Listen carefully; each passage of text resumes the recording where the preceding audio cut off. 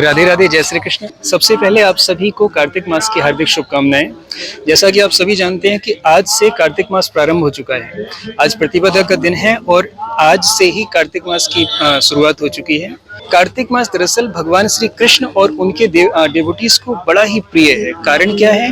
क्योंकि कार्तिक के नाम में साक्षात राधा रानी का नाम आता है। आप पूछेंगे ये कैसे? तो देखिए, राधा रानी की माता का नाम है कीर्तिदा, कीर्ति नाम है, उनको कीर्तिदा कहते हैं। और कीर्तिदा से ही जो राधा रानी है, क्योंकि वो उनकी पुत्री हैं, इस कारण से उनका नाम कार्तिका आया है। और उस कार्तिका नाम से ही कार्तिक मास का नाम पड़ा हुआ है। इसलिए राधा रानी का महीना होने की वजह से भगवान श्री कृष्ण को अत्यंत प्रिय है।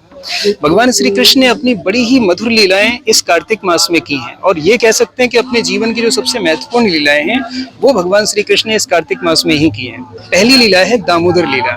जी हाँ, जो आपको हमने कई बार भागवत कथा के माध्यम से कथा सुनाई है कि भगवान श्री कृष्ण ने एक माता यशोदा मैया की मटकी फोड़ दी थी, उसके बाद बंदरों को माखन खिलाया है।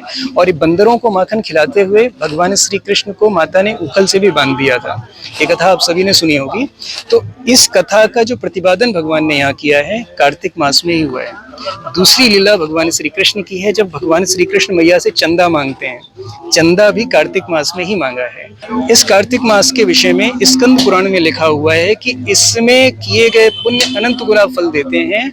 और यदि किसी व्यक्ति ने अपने अनंत जन्मों में कोई पाप किए हों और इसमें इस कार्तिक मास में यदि वो साधना कर ले तो उसके सभी पापों का नाश हो जाता है। तो इतना महत्वपूर्ण कार्तिक मास है। तो इस महत्वपूर्ण कार्तिक मास में आखिर हमें कौन कौन से नियमों का पालन करना चाहिए? कार्तिक मास में हमें 7 नियमों का पालन करना है। सबसे पहला नियम है कि इस कार्तिक मास में आप प्रतिदिन दीपदान करें। तुलसी माता को दीपदान करने से भगवान श्री कृष्ण अत्यंत प्रसन्न होते हैं और आप पर अपनी कृपा की छत्र छाया बरसाते हैं। दीपदान के साथ साथ आपको दामोदर अष्टकम का पाठ भी करना है। ये दामोदर अष्टकम जो है, इसमें 8 श्लोक हैं और 8 श्लोकों में 8 मंत्रों में भगवान श्री कृष्ण की उखल लीला या दामोदर लीला का बखान किया गया है, जिसको श्रवण करके भगवान श्री कृष्ण अत्यंत प्रसन्न होते हैं और आप पर अपनी कृपा की छत्र छाया बरसाते हैं। और दूसरा नियम ये है कि आपको प्रतिदिन तुलसी आरती करनी है। देखिए, यूं तो सनातन में ये नियम है कि जब भी हम संध्या आरती करते हैं तो संध्या आरती के समय हमें तुलसी जी की आरती अवश्य करनी चाहिए। लेकिन फिर भी यदि हम नहीं कर पाते हैं किसी कारण से प्रतिदिन, तो इस कार्तिक मास में एक नियम बना लीजिए कि प्रतिदिन संध्या के समय और भोर में उठकर आपको तुलसी जी को दीपक अवश्य दिखाना है। जी, तो ये 2 नियम हो गए। अब तीसरे नियम की बात करते हैं। तीसरे नियम में आपको जप करना है। आप कहेंगे महाराज जी, जब तो आपने बताया हुआ है, क्योंकि जितने भी हमारे शिष्य हैं सभी को 16 मालाओं का जप बताया गया है। तो इन 16 मालाओं के अलावा और क्या करें? देखिए, 16 माला यदि आप कर पाते हैं तो बहुत अच्छी बात है, और यदि नहीं कर पाते हैं तो इस पूरे कार्तिक मास में 16 मालाएं कर लीजिए, आपको अनन्य पुण्य का फल प्राप्त होगा। हमने नियम बताया हुआ है कि आप 2 माला, कम से कम 2 माला आप ठाकुर जी के समक्ष बैठ के करें। उसके अलावा जो 14 माला हैं आपकी, आप कहीं भी घूमते फिरते कर सकते हैं। लेकिन इस कार्तिक मास में आप एक नियम बना लीजिए कि आपको कम से कम 16 माला ठाकुर जी के सामने ही बैठकर करनी है। इसके अलावा चौथा नियम यह है कि आप सूर्योदय से पहले उठ जाएं और प्रयास करना है कि सूर्योदय से पहले ही आप स्नान कर लें।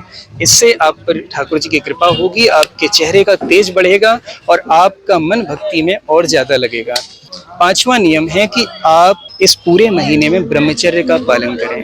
ब्रह्मचर्य का पालन करने से हमारे जीवन में भक्ति का प्रभाव और ज्यादा बढ़ जाता है। हम नियमों में बंध जाते हैं, जिसकी वजह से हमारी भक्ति और प्रगाढ़ हो जाती है। 6ठा नियम ये है कि आप इस कार्तिक मास के समय, संपूर्ण कार्तिक मास में प्रयास करें कि प्रतिदिन भागवत जी का श्रवण करें, या अगर संभव हो तो कम से कम 11 श्लोक आप प्रतिदिन भागवत जी के पढ़ें। और यदि आप पूरे महीने में संपूर्ण भागवत जी का पाठ कर सकते हैं तो इससे अच्छी और कोई बात हो ही नहीं सकती। इसके साथ ही 7वें नियम के रूप में विशेष बात है कि इस कार्तिक मास में आपसे किसी भी प्रकार का वैष्णव अपराध नहीं होना चाहिए। करें यहाँ तक कि किसी भी प्रकार का अपराध आप इस कार्तिक मास में ना करें। क्यों? क्योंकि यदि इस कार्तिक मास में पुण्य का फल अनंत गुना मिलता है तो पापों का फल भी अनंत गुना प्राप्त होता है। इसलिए विशेष सावधानी रखें, किसी भी प्रकार का वैष्णव अपराध या किसी को कष्ट ना दे पाए आप, ऐसी आपको कोशिश करनी चाहिए। तो इस कार्तिक मास में आपको 7 नियमों का पालन करना है। कौन कौन से नियम है? पहला नियम है आपको प्रतिदिन दीपदान करना है और साथ ही दामोदर अष्टकम का पाठ करना है। दूसरा नियम कि आपको तुलसी जी की आरती प्रतिदिन करनी है। तीसरा नियम, आपको जब अच्छे से करना है, जितनी मालाएं करते हैं उनकी संख्या बढ़ा दीजिए। चौथा नियम है कि आप वैष्णव अपराध ना करें, किसी के प्रति कोई द्वेष भावना न रखें। पांचवा नियम है कि आप ब्रह्मचर्य का पालन करें। छठा नियम है कि आप ब्रह्म मुहूर्त में उठ जाएं, सूर्योदय से पहले स्नान कर लें। और सातवां नियम है कि यदि संभव हो प्रतिदिन भागवत जी का पाठ करें, जिससे भगवान श्री कृष्ण की आप पर कृपा होगी और आपका जीवन बड़ा ही मंगलमय होगा। राधे राधे, जय श्री कृष्ण।